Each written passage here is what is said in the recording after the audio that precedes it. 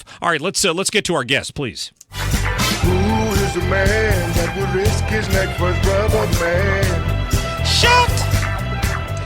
Chris, how are you, my friend? I'm fantastic. How are you? I'm doing well, thank you. You said you were listening to me a few minutes ago and wanted to bring me some kava tea. Was that it? Or some St. John's wort, or something. Trying to get me to calm down a little bit? Yeah. That's okay. I don't think I've ever heard you use the word asshat. Well, I warned the peeps Yeah, first. I warned them before I did it. That's But that guy, I'm telling you what, man. Somebody you just want to reach out and jack slap him when he starts yelling at Martha McCallum and the CNN host and all these people last night. He's like a miniature Michael Moore in more ways than one because he's like half of Michael Moore's size. Well, when I heard about the whole interview, I just got kind of a sick feeling in the pit of my stomach because, I'm a St. Louis and I'm a homer, Ferguson, and I just remember the riots and seeing the city burn. And it's been 2 years, and you were hoping that the city was beginning to heal, our community was beginning to heal, and then, a documentary like this comes out that just seems to kind of rip the scab off of the healing that's trying to occur. I think what we're losing sight of is if this alleged bartering drug deal took place or whatever, the fact of the matter, and the Justice Department, through its investigation, said that Michael Brown tried to wrestle with this police officer's gun and struck him, and that is what ultimately led to the end of his life. And, that's just not what the Ferguson Police Department are saying or activists are saying. This is what the Barack Obama Justice Department said. So I think this documentary just takes away from that fact. Yeah, I agree with you completely, and even if it's true, which I don't think that it is, and last night I had to listen to Pollack, and I've listened to more of him than I want to, but I had to listen to him trying to argue that the Justice Department, even under Barack Obama, was not interested in bringing justice to African Americans. That's what he was trying to argue last night. And, the CNN host said, look, he sent 40 or 50 FBI agents pretty much with the sole intent of finding something wrong with this case. And they couldn't. After an exhaustive investigation, they couldn't find any reason to think that Darren Wilson lied about this incident. And this video, even if it was true, wouldn't change anything. No, it doesn't change anything. As I said, the fact of the matter is that he apparently struck this police officer, wrestled with his gun. The officer felt that he was in danger of his life, and unfortunately, this young man lost his life in a prior drug deal or bartering deal, and all of that really doesn't have anything to do with that fact. Yeah, in my opinion. No, I would agree with that completely. Steve King. I wanted to talk to you about Steve King. You brought it up when you walked in. Yeah. Republican congressman, very conservative congressman, was a Ted Cruz supporter in the primary. I know you said that you'd had a chance to meet him.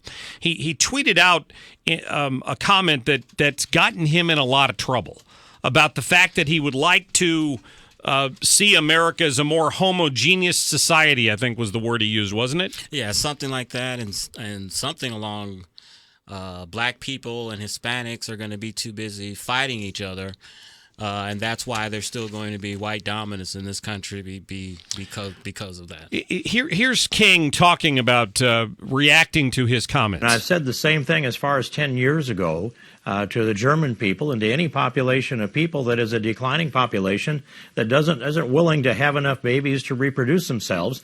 And I've said to them, you cannot rebuild your civilization with somebody else's babies. You've got to keep your birth rate up, and that you need to teach your children your values. And in doing so, then you can grow your population and you can strengthen your culture, you can strengthen your way of life. That's a clear message that we need to get our birth rates up, or Europe will be entirely transformed within a half a century or a little more. Yeah. Do I think Steve King is a racist? No. I've met him. I've been on the bus tours with him throughout Iowa. I think what Representative King suffers from is his district looks like a lot of the campaign events that I went to in Iowa, where there weren't many black people or minorities. It was all white. And I think coming from that type of environment where most of his constituents look like him, that he says these things in kind of an insensitive way that his constituents would understand, but someone outside of that may have a problem with it and may seem that it sounds, I don't. racist. I'm trying to figure out the context. Let's play the original bite from yesterday. I think it's cut number 14. Liz, play that for me, please. With Steve King talking about wanting to see America look more homogeneous. Play that. Well, here's actually, if you go down the road a few generations or maybe centuries with the intermarriage, I'd like to see an America that's just so homogenous that we look a lot the same from that perspective. Maybe I'm misinterpreting what he meant by that, but what I think. I almost think that he's talking more about people. We have people who come to this country and immigrate here, and they never seem to assimilate. We've talked about that before from the immigration problem. I wonder if that's. I'm not trying to defend what he said. I didn't. I mean, I am just now hearing that original comment from yesterday when we played it just then. And I don't think so. What the Daily Beast claims that his comments were against a multicultural America, but what he just said was through intermarriage, he hopes we all start looking the same after a while. I don't know if that jibes. Yeah, and comments, like he said, can be taken out of context. But one, this is not the first time that he's made comments that have been deemed kind of controversial and racist.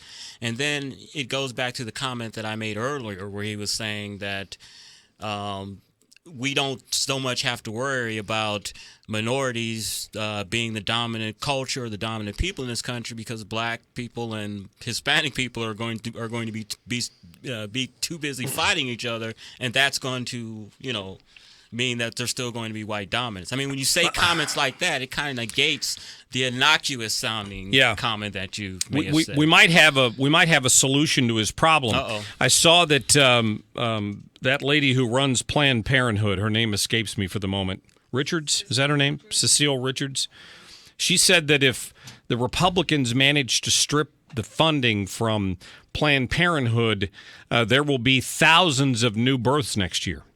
So we could kill two birds with one stone. We could strip the funding from Planned Parenthood and save thousands of babies' lives.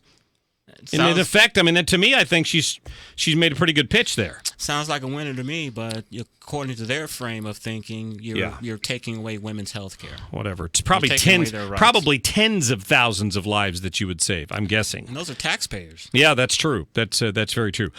So anyway, I've got another bite here from CNN sort of attacking King and letting him defend it. It was Chris Cuomo. I'll try to get to that later. We do have a guest coming up who Leah Lavelle, who is a spokesman for the White House. We're going to talk more about the CBO budget score. We're going to get to her, but let's get to a quick break. You're listening to The Marc Cox Show.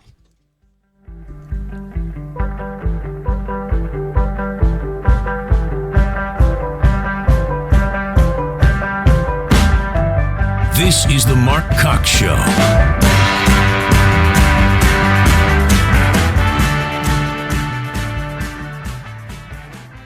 Air Comfort Service Heating and Cooling. Weather with Dave Murray. Partly to mostly cloudy skies, keeping it cold with the northwest flow, 37 for the high. Tonight, slow clearing, very cold with a hard freeze late.